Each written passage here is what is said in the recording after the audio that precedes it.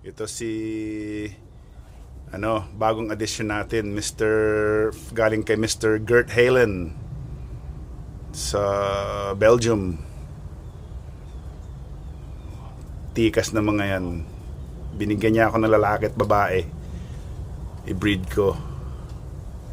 Kakross ko ito sa Rondags ko. Sa mga super breeders ko na matinding lumipad ng mid-distance to long distance. Mga 350 hanggang 600, 700 miles. Mag-cross tayo. Tignan natin ano magagawa natin. Tapos padala ko sa Pilipinas para once nakauwi na ako, meron din tayo lahi dun. Alright. Ayun yung iba.